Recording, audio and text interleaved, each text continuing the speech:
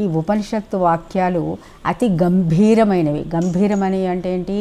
మామూలు చిన్న చిన్న సాధనలు చేసే వాళ్ళకి ఇవి అందవు. ఎంతో దీని గురించి తపోదీక్ష కలిగి దాని గురించినటువంటి నిధిధ్యాసన అంటే ఏంటి? ఆ ఒక్కొక్క పలుకు గురించి మనం ఆలోచించడం అనే మాట చాలా తక్కువ మాట. దానిని మననం చేస్తూ మననాత్ ఇతి మునిహి అంటారు. ఆ మునులకి యోగులకి వీటి యొక్క అసలు అర్థం గోచరిస్తుంది. అయితే అందుకని మరి మన మామూలు వాళ్ళకి మనకి ఇది గోచరించదు కదా, ఇదంతా చదువుకోవటం ఈ కష్టమంతా ఎందుకండి అని అంటారు కదా.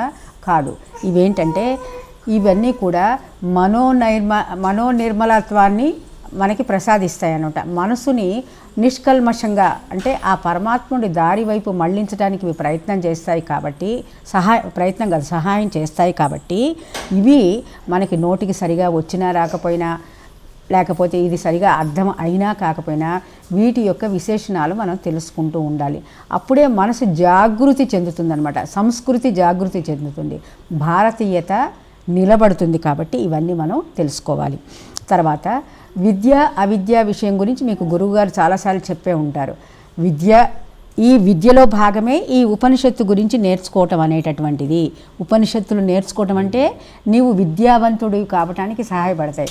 అట్లా కాదు కానీ నేను బీటెక్ చదివాను, ఎంటెక్ చదివాను, ఎంకామ్ చదివాను, ఇవన్నీ అవిద్యలే, విద్య కానివి ఇవన్నీ కూడా. కేవలము నీ కుక్షింభరత్వం అంటే నీ పొట్ట నింపుకోవటానికి ఉపయోగపడే విద్యలు, ప్రపంచాన్ని ముంచడానికి ఉపయోగపడే విద్యలు. ఎందుకంటే ఇప్పుడు మనం చూస్తున్నాం, ఎందుకు ఈ మాట నేను అన్నానంటే ప్రపంచాన్ని ముంచడానికని సైబర్ క్రైమ్స్ కానీ చాలా చాలా చాలా క్రైమ్స్ని తెలుగులో ఏమంటాము మనం, నేరాలు ఈ సోకాళ్ళు చదువుకున్న వాళ్ళే చేస్తున్నారు. మనం అనుకుంటున్నాం వీడు బీటెక్ వాళ్ళే ఈ సైబర్ క్రైమ్స్ కానీ, లేకపోతే ఈ మనకున్నటువంటి వ్యవస్థలో ఎక్కువగా వ్యవస్థని ముంచడానికి ప్రయత్నిస్తున్న వాళ్ళు బాగా చదువుకున్న వాళ్ళే.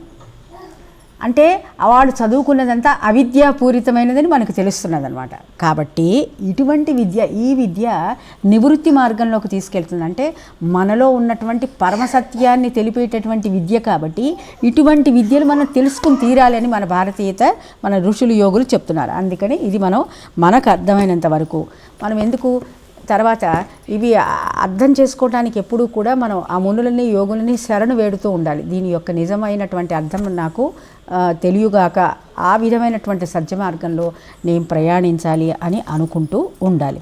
సో ఇప్పుడు 11వ మంత్రం మనం అనుకున్న తర్వాత నిన్న నారదుడి కథ మధ్యలో ఆగిపోయింది. ఇదేం చెప్తుందో ఇదంతా కూడా మనం మళ్ళీ ఒకసారి వాడు చూద్దాం.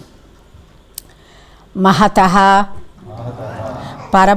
పరమం అవ్యక్తం అవ్యక్తాత్ పురుషః పరః పురుషాన్న పరం కించిత్ సా కాష్ట సా పరా గతిః. మహత్తు కన్నా మహత్ తత్వం ఆత్మ కన్నా గొప్పదైనటువంటిది. అవ్యక్తం అంతకంటే కూడా శక్తివంతమైనది. అవ్యక్తం కన్నా భగవంతుడు శక్తివంతుడు. భగవంతుని కన్నా శక్తివంతమైనది ఏదీ లేదు. ఆయనే పరమ వస్తువు, ఆయనే చరమ గమ్యము. మనము చేరాల్సినటువంటి అంటే ఈ ప్రయాణం ఆగమ శాస్త్రం అంటారు. మన దాంట్లో ప్రయాణం అంటే ఏంటి? మనిషి పుట్టినప్పటి నుంచి మరణించేదాకా ఒక ప్రయాణంలో ఉంటాడు.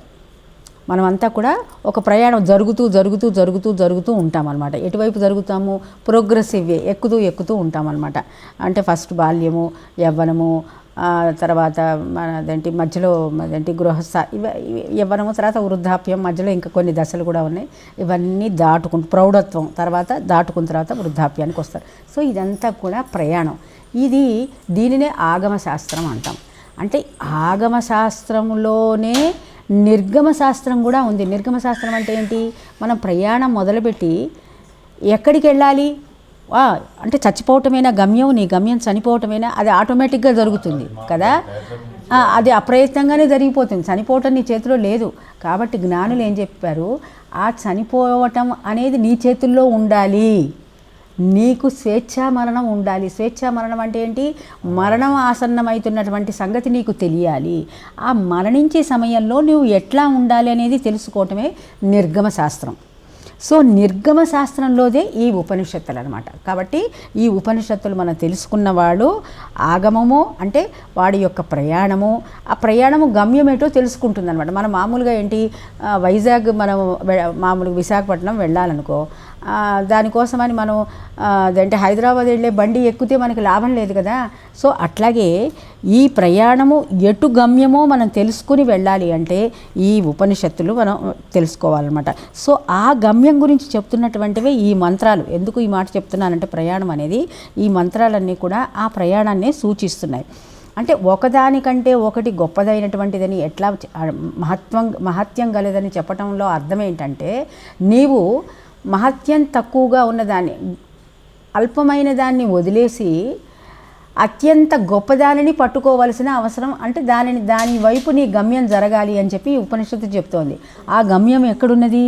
అది నీలోనే ఉన్నది. అన్నిటికంటే గొప్పదైనటువంటిది చరమ సత్యం, అంటే ఇంక దాటలేనటువంటి సత్యం ఏదైతే ఉందో అది ప్రతి మనిషిలో, ప్రతి జీవిలో, ప్రతి భూతములో, భూతం అంటే ఏంటి? పంచభూతాత్మకమైన శరీరము కలిగినటువంటి జీవులో నిక్షిప్తమై దాచబడి ఉన్నది. అయితే ఆ దాచబడి దానిని మనం వెలికి తీసుకోకుండా మరణం వైపు వెళ్ళిపోతున్నాం. సో ఈ వెలికిది ఆ దాచబడి, ఇప్పుడు చూడండి, మీ ఇంట్లో మీ అమ్మమ్మ గారు ఏం చేసిందంటే ఒక బీరువాలో ఒక పెద్ద వజ్రాన్ని దాచిపెట్టింది చక్కగా. దాని మీద అన్ని రకాలైన మట్ట అంటే ఎవరికి కనపడకుండా మామూలు బట్ట, తర్వాత ఇంకోటి కట్టి ఇంకో సంచి పెట్టి ఎక్కడో ఒక మూల దాచిపెట్టింది. ఆవిడకి మాత్రమే తెలుసు. ఆవిడ తెలియకుండా మరణించినప్పుడు ఆ వజ్రం మీ ఇంట్లో ఉందని మీకు తెలియదు కదా, తెలిసే ఛాన్స్ లేదు కదా. దాని యొక్క అది కనుక ఉంటే నీకు దాని యొక్క విలువ తెలుస్తుంది. అది దాంతో మనం ఎంతో ఆనందించవచ్చు, లేకపోతే ఆభరణంగా ధరించవచ్చు, అమ్ముకుంటే బోల్డు డబ్బులు వస్తాయి, ఇవన్నీ ఏవో చాలా ఉంటాయి.